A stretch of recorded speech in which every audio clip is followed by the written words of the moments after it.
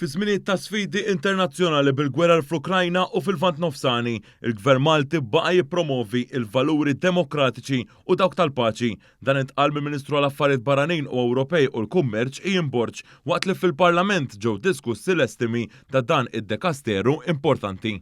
Il-Gvern Malti b'responsabilità ma nħebiex b'xi skuża jew boħra wara il-Kostituzzjoni tagħna illi iva u b'rispett sħiħ lejha aħna militarment neutrali, iżda dak ma jfissirx li nagħlqu għajnejna, nagħlqu idnejna u nagħlqu ħalqna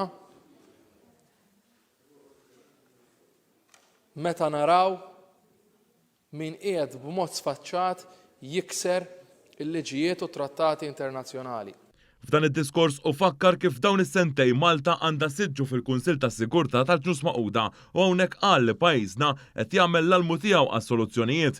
Id-deputat Carmelo Abela semma dan tal-aħħar u reputazzjoni li għandu pajjiżna. Jekk kien hemm bżonn ta' xhieda ta' kemm il-pajjiż tagħna huwa rispettat, ta' kemm il-pajjiż tagħna mhux kif jgħidu l-oppożizzjoni imma kemm huwa valorizzat, kien propju l-appoġġ li pajjiżna kiseb biex fis-sentej li ninsabu fihom din is-sena u s-sena d-dieħla pajjiżna iservi f'dan il-Kunsill tant importanti.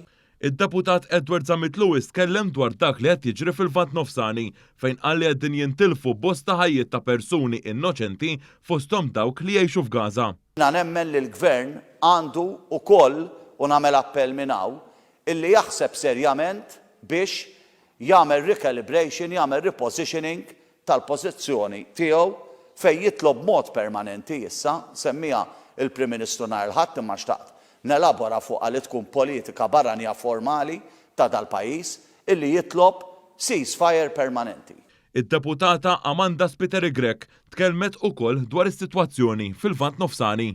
Malta sa mill-bidu rid titħassib tagħha u saħqet li kull azzjoni li għandha tittieħed għandha tirrispetta l-liġijiet internazzjonali u tiġi segwita il-linja ta' proporzjonalità. Dan il-konflittu l-aktar wieħed makabru atroċi, bad kbir ta' ġurnalisti mejta wkoll ta' min isemmi.